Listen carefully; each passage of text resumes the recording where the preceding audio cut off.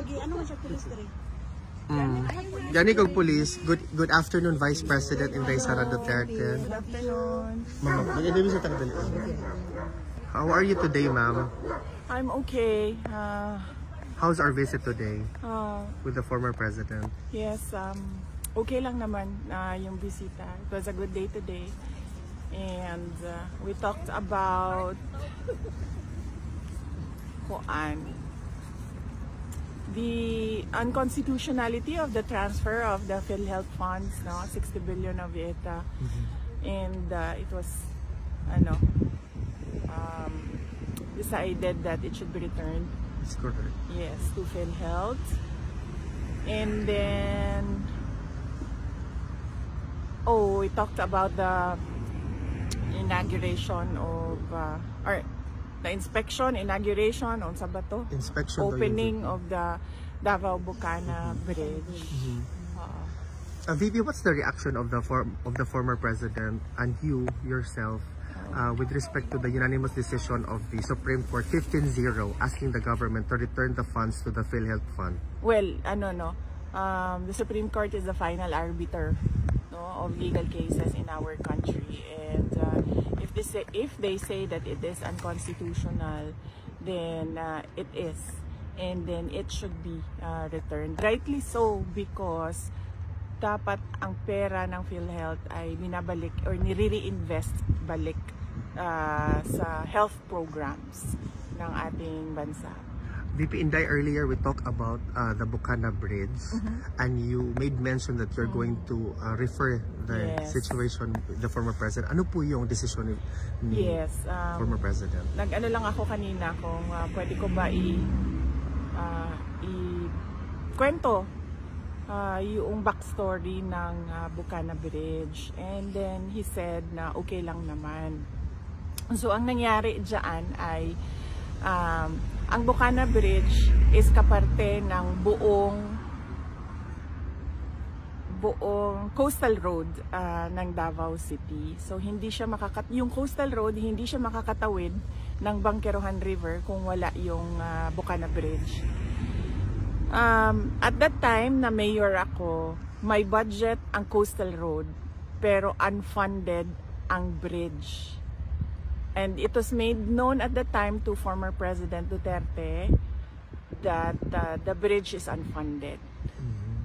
At siya ay naghanap ng paraan para mabigyan ng pondo yung bridge. So noong nakahanap siya ng pondo, ay sinimulan yung negotiations, sinimulan yung mga planning, lahat ng paperworks para doon sa bridge na yon ay sinimulan na. But ngayon, nandiyan na yung bridge, so dapat nating pagpasalamatan para sa akin bilang isang Davaoenyo at syempre sa mga tiga Mindanao na din, dahil nagbe-benefit din sila doon sa coastal road na yun, traveling from south to north of Davao in the region. Nagpapasalamat kami kay dating Pangulong Rodrigo Duterte dahil hindi siya tumigil sa paghahanap ng pondo para doon sa tulay.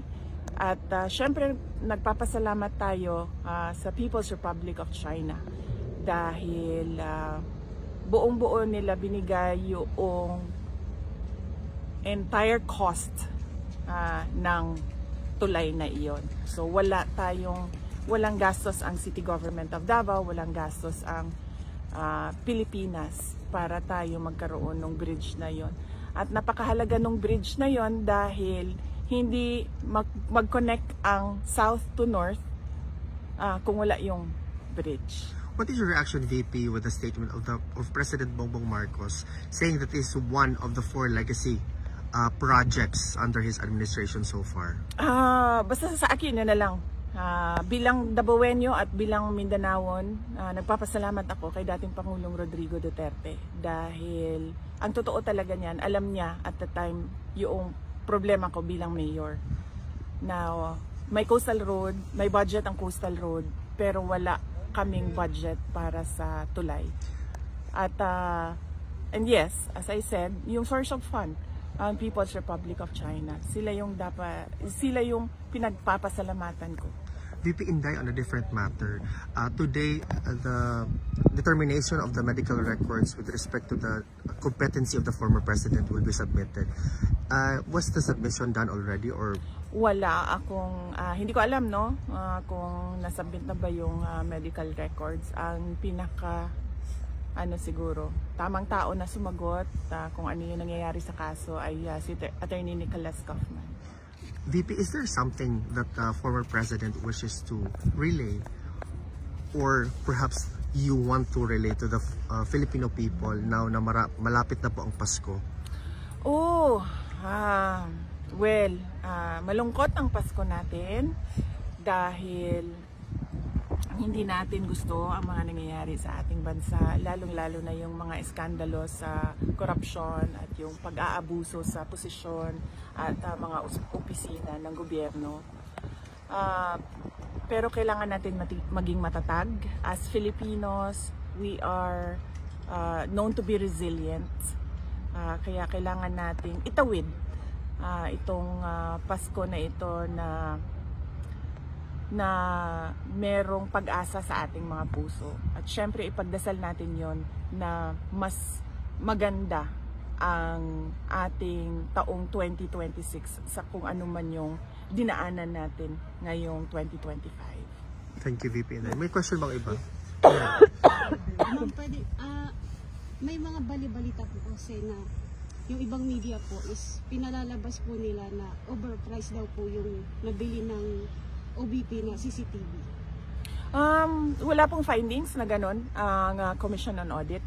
No, kung nakita ninyo sa statement ng Office of the Vice President, pinublish na yung report ng Commission on Audit at wala silang findings of any wrongdoing sa Office of the Vice President. In fact, meron silang binigay na unqualified opinion doon sa opisina ng Office of the Vice President. At kailangan ko pasalamatan doon yung mga kasamahan ko sa Office of the Vice President kasi sila talaga yung ako lang yung muka ng opisina. Pero lahat ng paperworks, lahat ng trabaho sa mga utos ko, lahat ng legwork, trabaho yan ng mga personnel ng Office of the Vice President. Kaya papasalamat ako sa kanila dahil nakuha nila yung unqualified opinion. And by the way, ma'am, congratulations kasi kayo po yung pinakamataas na ratings po. Trust rating. Yes, opo. Nagpapasalamat din ako niyan sa ating mga kababayan no, na nakikita nila yung trabaho ko bilang Vice President at trabaho ng mga kasamahan ko sa Office of the Vice President at malaki ang kanilang tiwala sa kakayahan namin at yes, so nagpapasalamat ako sa mga kababayan natin at kahit man na bumaba or tumaas yan, pabago-bago ang numbers, rest assured that the Office of the Vice President will continue to faithfully serve the Filipino people.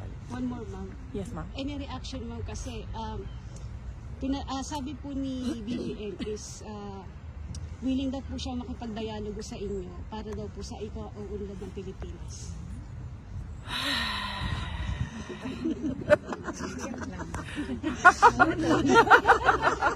Mura to. Okay. May iba pa bang question, guys? Sige, go ahead. Ma'am, ano pong masasabi niyo kay Sandro Marcos na siya yung tinagawin pork barricade? Well, wala akong wala pa sa akin yung mga dokumento, ma'am, no? At hindi ko pa na-review yung mga dokumento. So, hindi muna ako mag-comment sa ganyan. Pero ang pwede ko pong i-comment ay madami talagang mga insertions ang iba't ibang mga congressman. Kasama na si Congressman Sandro Marcos. At nakikita natin sa papel yon. Hindi siya chismis, hindi siya yung gawa-gawa lamang. Kasi nakikita talaga siya sa mga documents, yung mga insertions ng project. Thank you. VP, just one last question. Are you prepared for a possible impeachment complaint filed next year? Yes, we're about to release a statement about the impeachment, no. So lalabas namin 'yan sa Monday. Tinatapos lang namin ngayon. Meron lang ako mga edits and amendments doon. So para may balita ka naman sa Monday. Ang dami mo ng balita. Thank you, VP Inday. Lahat yan. VP, are you okay for a photo ops? Yeah. Individual na lang. Individual. Para mabilis. Sige, dito tayo mag-start, ma'am. Thank you. Thank you, ma'am.